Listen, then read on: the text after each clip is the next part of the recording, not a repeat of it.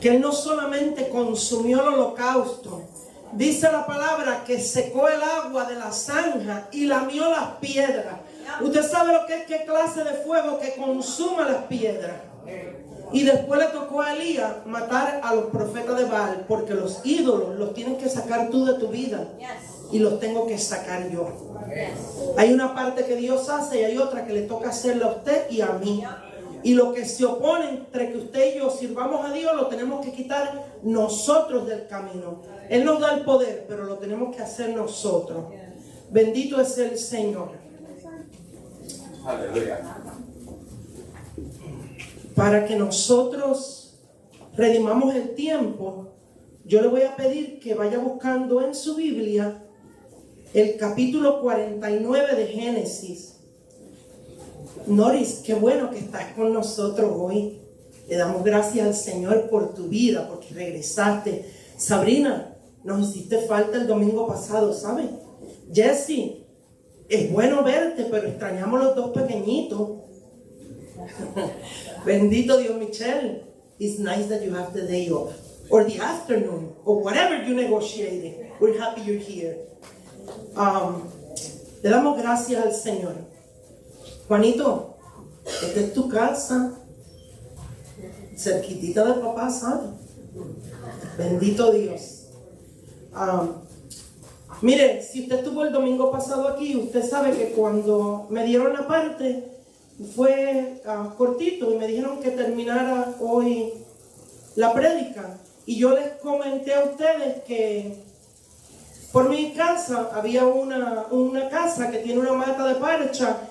Y yo sentía muchas veces cuando camino el deseo de arrancarle un gajo, de coger una parcha.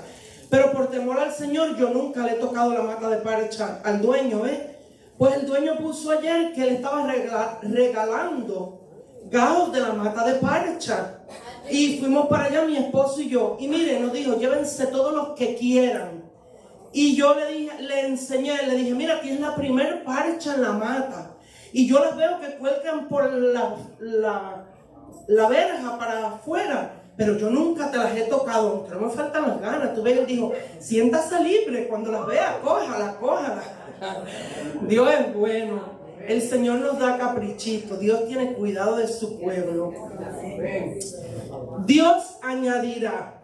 Hoy vamos a hablar bajo el tema de Dios añadirá. Y dice el capítulo 49 de Génesis, versículos del 22 al 46. Rama fructífera es José, rama fructífera junto a una fuente, cuyos vástagos se extienden sobre el muro.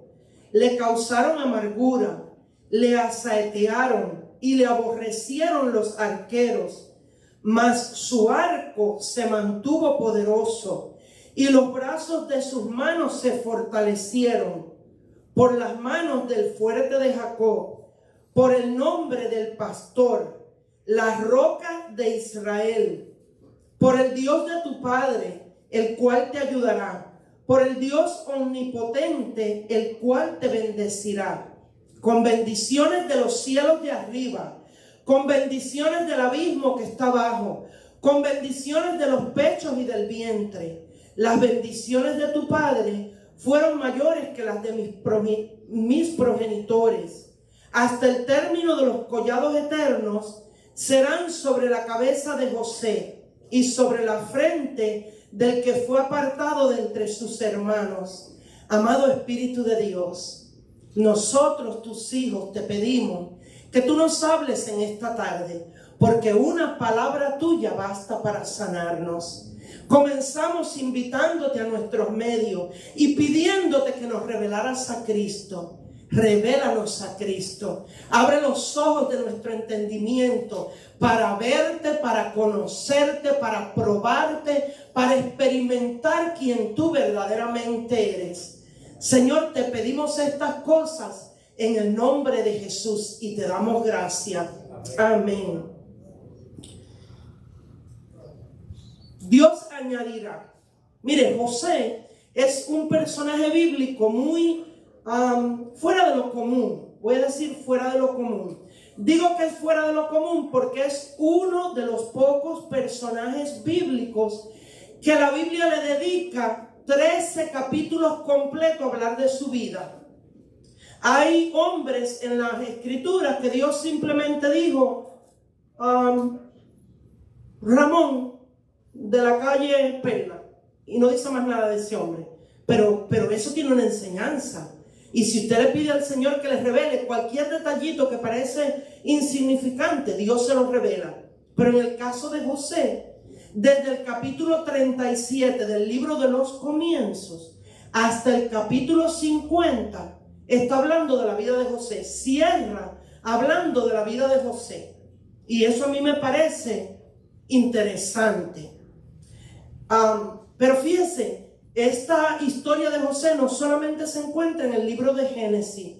Si usted se va al capítulo 12 de Hebreos, lo que conocemos los cristianos como el Museo de la Fe, le plació al Espíritu de Dios usar el nombre y las hazañas de ciertos hombres, unos anónimos y otros por su nombre, por su título, para dejarnos saber qué hazañas ellos hicieron, que por medio de su vida y de su obra nos enseña a nosotros la fe que ellos tenían en Dios. Y ahí está José. Y dice de José: por la fe José, al morir, mencionó la salida de los hijos de Israel y dio mandamiento acerca de sus huesos. Eso a mí me parece maravilloso. Siempre ha sido una porción bíblica que toca mucho mi corazón, porque usted sabe lo que es que usted pueda ver cientos de años, 10 años, una década, un siglo, 1000 años, más allá lo que va a pasar con su nación, con su pueblo. A veces nosotros no podemos ver ni lo que está pasando en el día a día. En el mundo espiritual estoy hablando. Y José pudo ver, ahora estamos en Egipto y las cosas están bien. Un día caeremos en servidumbre y fueron esclavos 440 años. Pero de Egipto se va a salir y cuando salgan, se llevan mis huesos, a mí no me dejan aquí. Yo entro a poseer la tierra. Tal vez mis ojos no lo verán físicamente, pero mis huesos entran a Canaán. Y se cumple. Cuando usted lee la historia bíblica, ellos nunca enterraron a José y se llevan a José con ellos a poseer la tierra. Este varón fue el hijo 11º de Jacob. Jacob tuvo 12 hijos. José fue el número 11. Y vamos a ver, cuando habla Hebreos de por la fe José, ¿qué clase de fe era la que José tenía? Bueno, yo estaba meditando y muchas veces nosotros los cristianos queremos tener un tipo de fe que deshaga todas las tormentas. Es más, antes de que se formen. Nosotros queremos que por nuestra fe el cielo siempre esté azul y el sol siempre brillante. Y los atardeceres sean maravillosos y la luna afuera y el cielo estrellado de noche. Y esa es una medida de fe. Y hay ocasiones donde por la fe Dios nos permite prevenir que se formen tormentas. Pero si somos sinceros, la mayoría de las veces nos toca ejercer nuestra fe en medio de la tormenta. Y este José era el tipo de José que sabía que si se levantaba una tormenta, el maestro estaba en el barco. Pero qué disparate es ese, si José es un personaje del Antiguo Testamento. Mire, en el Antiguo Testamento, por la fe, aquellos hombres habían recibido a Cristo, conocían a Cristo. De hecho, en el capítulo 11 o 12 está hablando el Señor Jesús y le dice a los discípulos: cuando Isaías me vio y dijo de mí, Isaías que vivió más de 700 años antes de que naciera Cristo. Entonces, este José poseía una fe que en medio de la tormenta le permitía ser fructífero, mantenerse fiel. José significa Dios añadirá. Y yo fui a buscar el significado del nombre de él Y ahí me tuve que detener porque yo dije, Dios añadirá. Pero esto es paradójico. Porque cuando José tenía 17 años, apenas un jovencito, la Biblia nos dice que sus hermanos ya lo aborrecían. No los hermanos en la fe, eso a veces tristemente pasa. Sus hermanos de sangre lo aborrecían. Lo aborrecían por envidia. Por alguna razón su papá lo favorecía. Él vivía una vida recta, él tenía un testimonio limpio. Y mire, cuando usted vive una vida que es agradable al Señor, usted le molesta los demonios a la gente. Porque como ellos no viven en santidad, usted les recuerda que ellos están mal, sin que usted les hable. Este era el tipo de vida que vivía José. Y sus hermanos a los 17 años se confabulan. Se ponen de acuerdo para matarlo. Y sale un hermano y dice, no lo matemos, vendámoslo como esclavo. Lo tiran a una cisterna, la cisterna está seca y viene una caravana por el desierto y ellos dicen, lo vendemos y se acabó el asunto. Y nunca más sabemos de él. Y venden a José. Jehová añadirá. Me puso mi papá. Tendría que haberse dicho él. Jehová añadirá, pero me quitaron mi familia. Jehová añadirá, pero me sacaron de mi tierra. Jehová añadirá, pero me robaron mi identidad. Ahora estoy en una tierra extraña, con una lengua extraña, entre gente extraña. Jehová añadirá, pero ya no soy el favorito de la casa. Jehová añadirá cuando yo era libre y ahora soy esclavo. ¿Qué es lo que Jehová añadirá a la vida de José? Génesis 39:2 dice, mas Jehová estaba con José, ¿sí?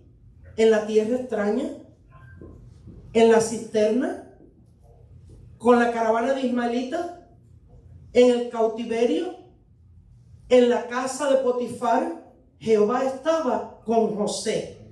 Y dice que todo lo que José hacía prosperaba. Jehová estaba con José. Y ese versículo dice, y fue varón próspero, y estaba en la casa de su amo el egipcio. En otras palabras, José avanzó, José tuvo éxito, José progresó, a pesar de que era un esclavo, a pesar de que lo habían traicionado, a pesar de que le habían quitado tantas cosas. ¿Cómo me veo yo en medio de mis luchas? ¿Podré verme yo que Jehová está conmigo? Es más, podrán decir los que están a mi alrededor, cuando ven los retos que yo estoy pasando, que yo soy una mujer próspera. Porque la escritura dice que de José podían decir que Jehová estaba con él y que era un varón próspero. Génesis 39:5. Si usted quiere, anote esas citas. Y si se da un paseo por toda la vida de José, va a ser muy bendecido. Génesis 39:5 dice, y aconteció que desde cuando le dio el encargo de su casa y de todo lo que tenía, Jehová bendijo la casa del egipcio a causa de José. Y la bendición de Jehová estaba sobre todo lo que tenía, así en casa como en el campo. Mire, vamos a hacer un pequeño paréntesis. Yo no sé las condiciones laborales suyas.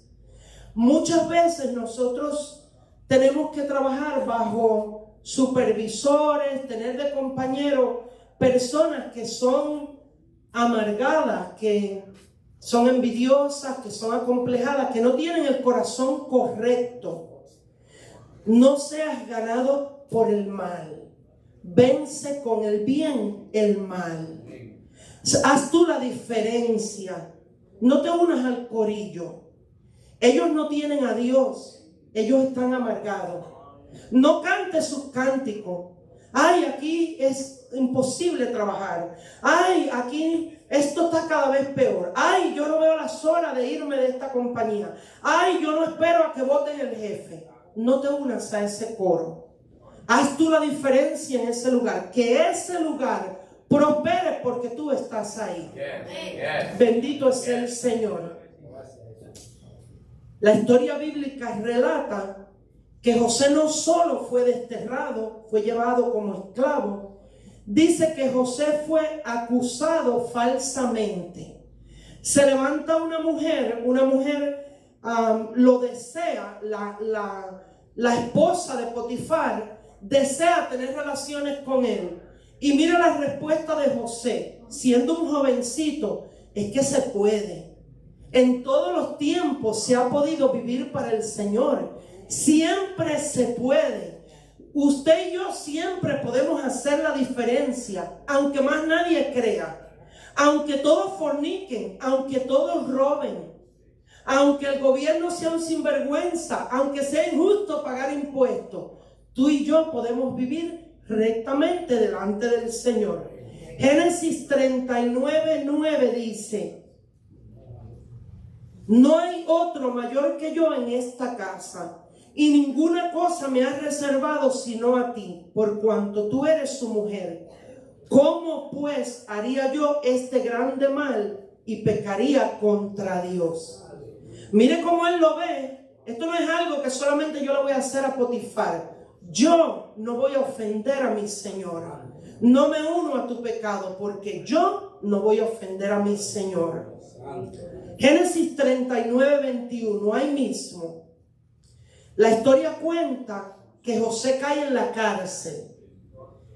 Pero Jehová, versículo 21, estaba con José y le extendió su misericordia y le dio gracia en los ojos del jefe de la cárcel. Imagínense que lo lleven a la cárcel y nuevamente escuchamos que Jehová estaba con José, que la misericordia de Dios se manifestaba a favor de José en la cárcel, en la situación adversa. Vamos a brincar al versículo 23. No necesitaba atender el jefe de la cárcel cosa alguna de las que estaban al cuidado de José, porque Jehová estaba con José, y lo que él hacía, Jehová lo prosperaba. Mire, la palabra dice que todo lo que nosotros hagamos, lo hagamos como para el Señor.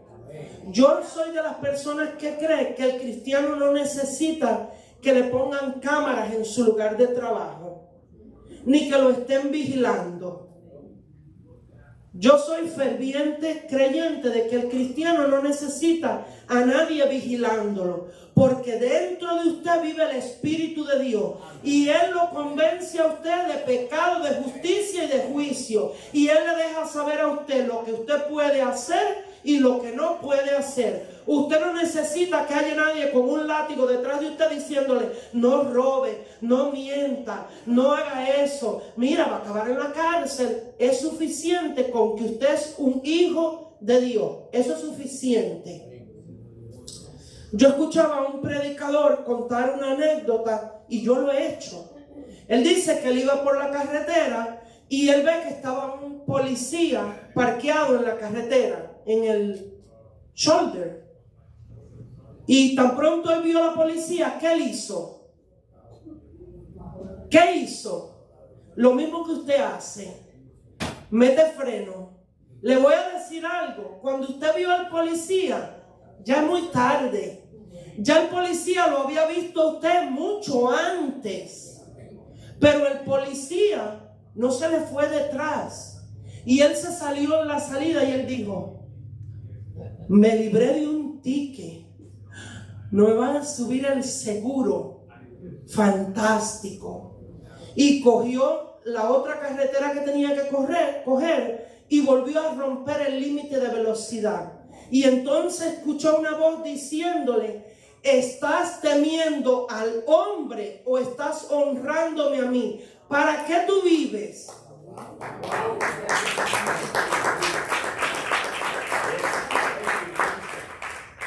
En la cárcel, el jefe de la cárcel no necesitaba ocuparse de ninguna cosa de las que estaban al cuidado de José, porque Jehová estaba con José. Amado, Jehová está con nosotros. Jehová está contigo en tu bancarrota. Jehová está contigo en medio de tu divorcio. Jehová está contigo cuando hay discusiones en tu hogar. Jehová está contigo cuando sacas cuenta una y otra vez, porque hay mucho mes y ya no sobra cheque. Jehová está contigo. Jehová está contigo cuando te duele y apenas te puedes levantar de la cama. El Señor está contigo. El Señor está conmigo. Él nos prometió que nunca nos dejaría y que nunca nos desampararía. Una de las mentiras más grandes que Satanás le dice al pueblo de Dios es: con que dijo Dios que te ama. Si Dios te amara. Con que dijo el Señor que te iba a bendecir. Si te hubiera ido a bendecir, te hubiera bendecido ya. Con que dijo el Señor que te iba a guardar. Si te iba a guardar, no te hubieran quitado la casa. Sin embargo, hubo un hombre en las Escrituras que dijo: Jehová dio y Jehová quitó. Sea bendito el nombre de Jehová. Mire, yo realmente creo que José tenía el tipo de fe que necesitamos usted y yo tener. El tipo de fe que ha entendido que ningún poder tiene el enemigo a menos que le haya sido dado de arriba. Ninguno. Usted y yo necesitamos tener el tipo de fe que sepa que desde la matriz y hasta las canas Él cuida de mí. With all the in-betweens. Con mis metidas de pata, con las veces que he hecho malas decisiones, con todas las veces que he cogido el camino equivocado, de detour, y le he dado otra vuelta a la montaña. A lo mejor estoy luchando ahora con las consecuencias, pero ahí Dios ha estado conmigo. Él dijo en su palabra: nunca te dejaré y nunca te desampararé. Nunca quiere decir nunca en todos los idiomas. Así que cuando usted esté en la oficina del abogado, cuando usted se siente a balancear su chequera, cuando usted esté esperando el reporte del médico, dígase: yo no estoy solo, aunque me sienta solo. Es Dios veraz y todo hombre mentiroso. David le hablaba a su alma. Y usted y yo necesitamos hablarle a nuestra alma, porque nuestra alma quiere andar de acuerdo a lo que ve, a lo que oye, a lo que siente, a lo que ella piensa que le conviene. A usted y a mí nos toca comernos el rollo de la vida, comernos la palabra para decirle: aquíétate, alma mía. Él dijo que nunca me desampararía y nunca me desamparará. Yo me sentiré sola, pero yo sé que yo no estoy sola. Mire, nosotros tuvimos ahora la semana pasada uno de nuestros mejores amigos, es una pareja, de hecho son también nuestros compadres. Ella cayó en el hospital gravemente enferma con un aneurisma cerebral y ellos han pasado múltiples retos en su vida. Y yo me atrevo a hablarlo desde aquí porque ya ellos los cuentan. Desde verse sin un peso para comprarse una hamburguesa, que les reposeyeran carros, que le quitaran casa. Mire, enfermedades, gravedades, ya no llega. ¿Qué no han pasado? Pero algo nosotros hemos aprendido de nuestros amigos. Usted no los escucha quejándose jamás. Y uno tiende a bajar su guardia con quien uno tiene mucha confianza. Porque con su mejor amigo usted no tiene que aparentar. Va que usted viva de apariencias en la iglesia, en frente de algunos hermanos, y usted le diga lo que ellos desean escuchar.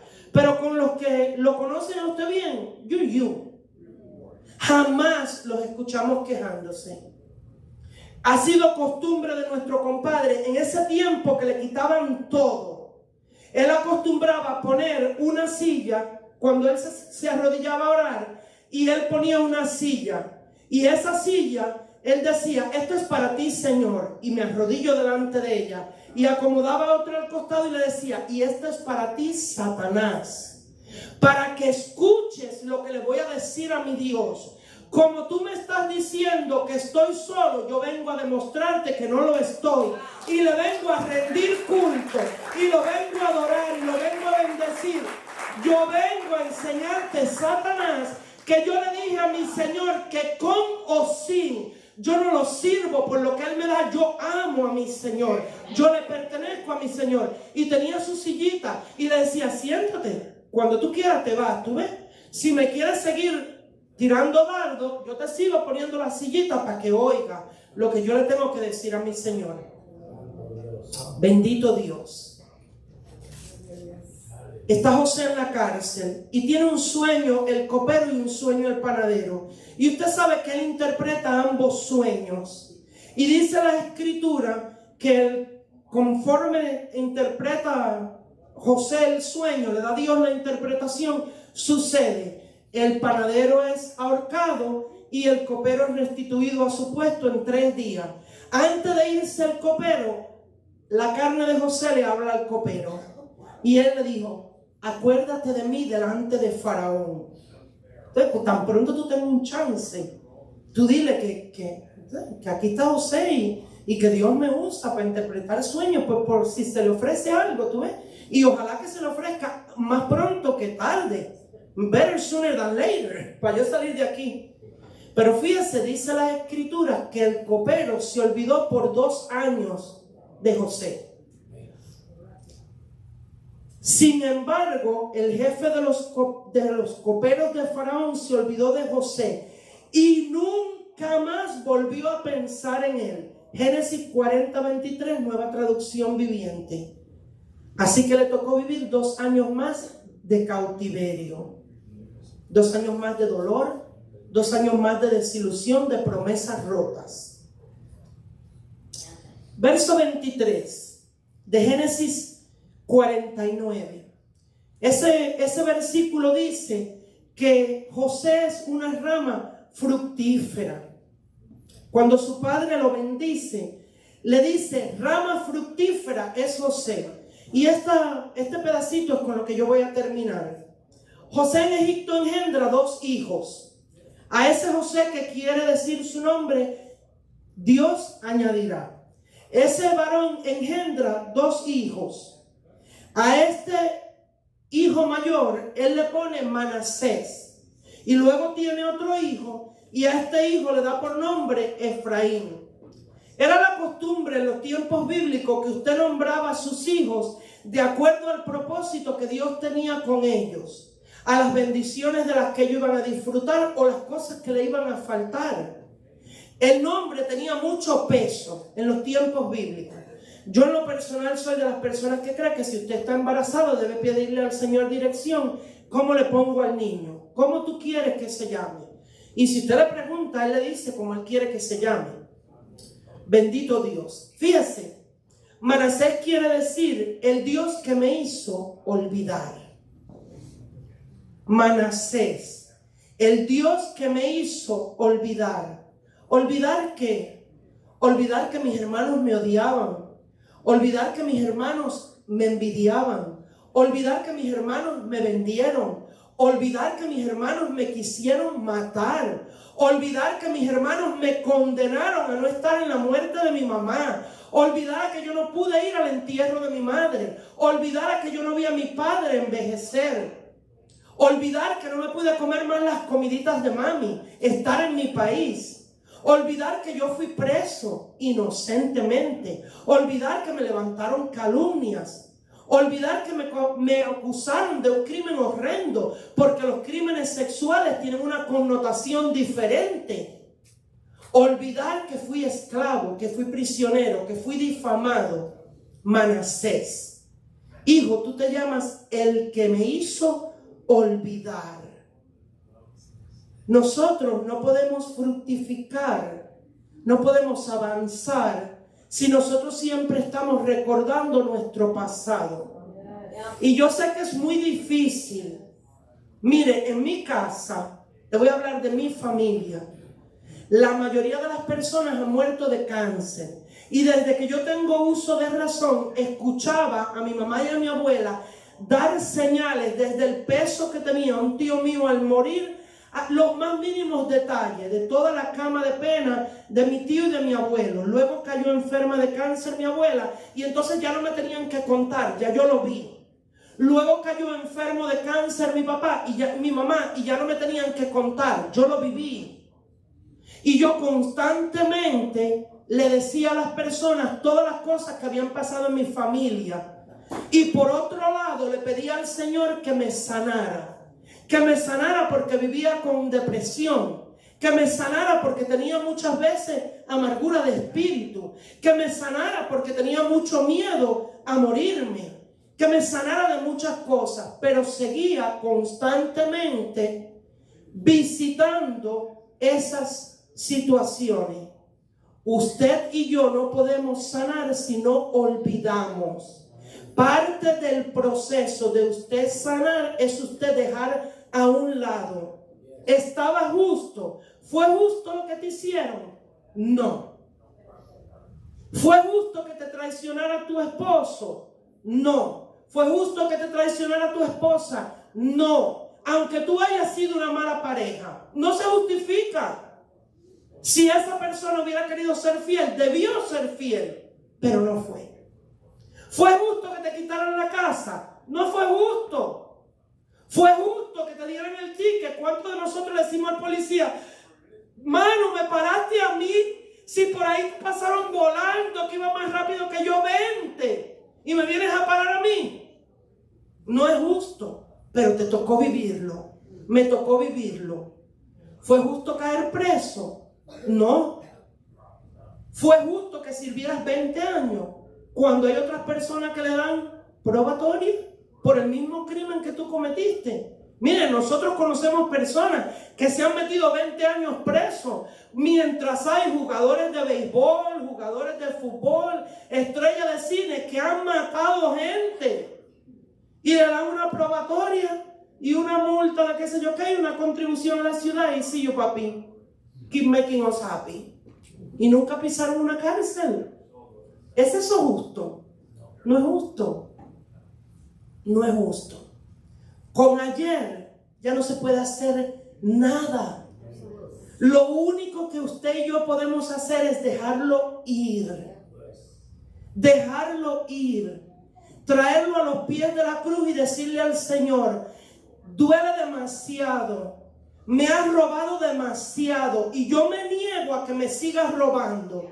Ya me robó 10 años de mi vida. Ya me robó 20 años de mi matrimonio. Ya me robó todos mis ahorros de toda una vida. Miren, nosotros tenemos hermanos aquí en la iglesia que amigos cercanos, pero amigos cercanos de verdad, los invitaron a hacer inversiones y ellos perdieron todos sus ahorros. Y allá se quedó el amigo, miren, fresquecito, sin remordimiento y diciéndole, oh, bueno, a ti te fue mal, pero a mí me fue muy bien con los 5,000 pesos tuyos, mamita. ¿Y qué le toca a usted? Let it go. No hay nada que usted y yo podamos hacer con ayer. Los cadáveres apestan y mientras más días pasan, más apestan. No menos, más. Let it go. Es que ella no se merece que yo la perdone. You're right. Ella no se lo merece. Ni usted tampoco se merece que Jesús le perdone. Ni yo me merezco el perdón de Dios. Y nos perdonó. Ah, pero yo no he hecho lo que ella hizo. Pero usted se está comparando con ella. Compárese con el varón perfecto. La vara de medida es Jesucristo. Y Jesucristo nunca cometió pecado. Y usted y yo somos la razón por la que Él fue a esa cruz. Por su pecado.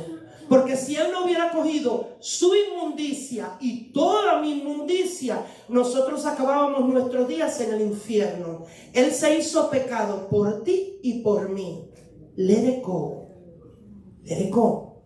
El Dios que me hizo olvidar. Efraín, un segundo hijo. Doble bendición. Porque Dios me hizo fructificar doblemente en la tierra de mi aflicción. Váyase a la historia de José. Literalmente dice eso. Las palabras de José cuando se encuentra años más tarde con sus hermanos es: Dios me hizo fructificar doblemente en la tierra de mi aflicción. Vaya conmigo para cerrar al Salmo 105.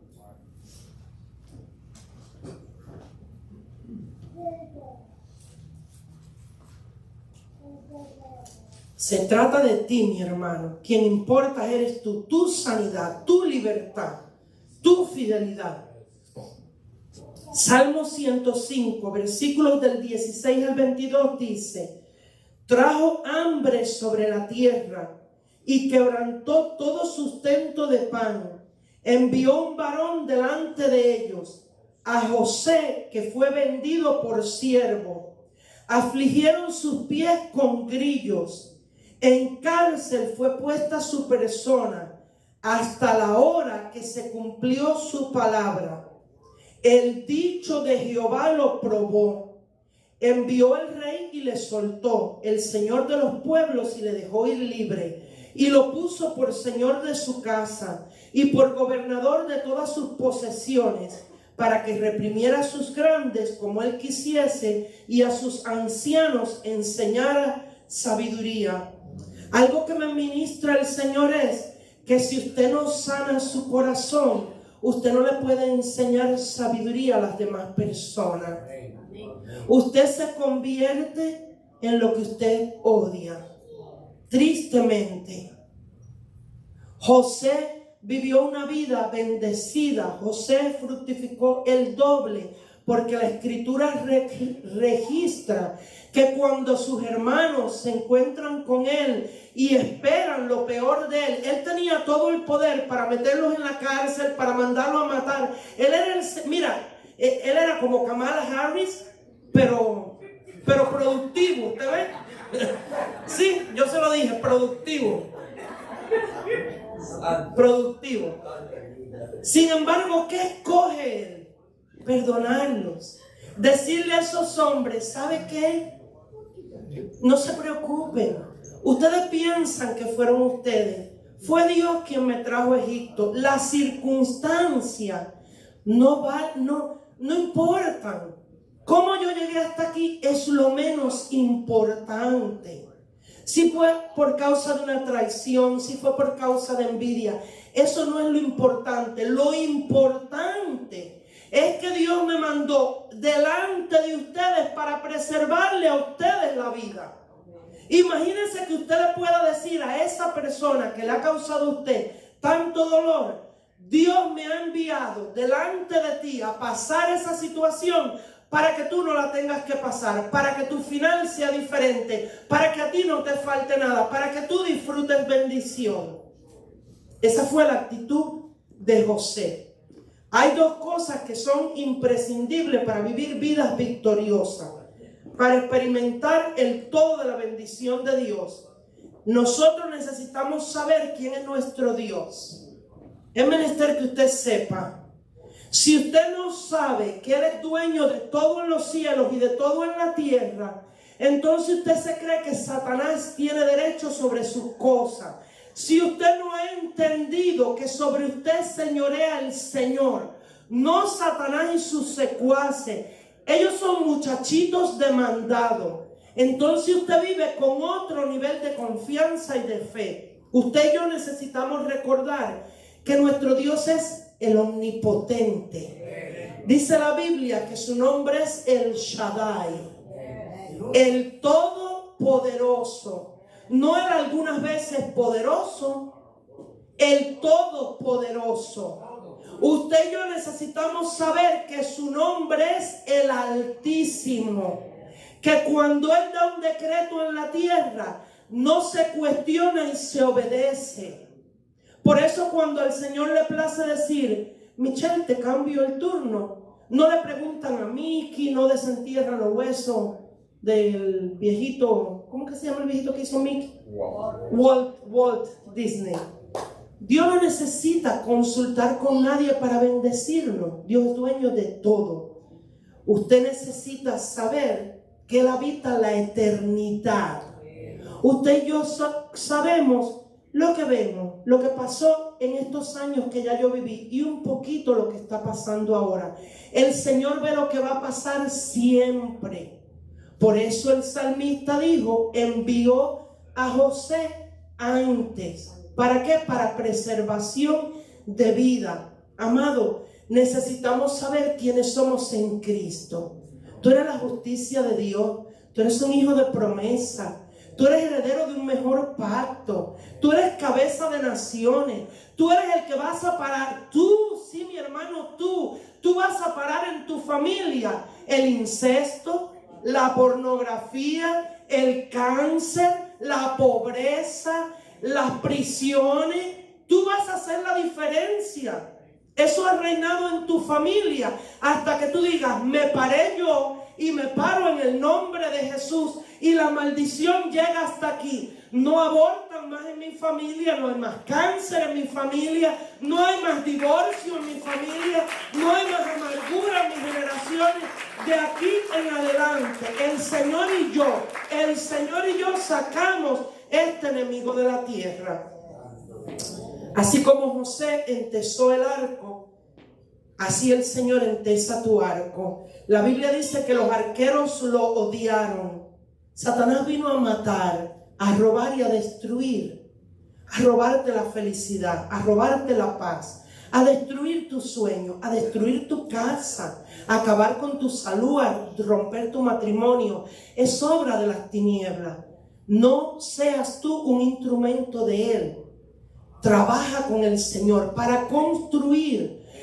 Pero es que ya parece que está todo perdido. ¿No te acaba de decir el Señor: yo soy el Dios todopoderoso? Yo soy el Dios que habita la eternidad. Mis recursos son ilimitados. Mira, el Señor nuestro Dios le da vida a los muertos y llama las cosas que no son como si fueran. Dios te bendiga, mi hermano.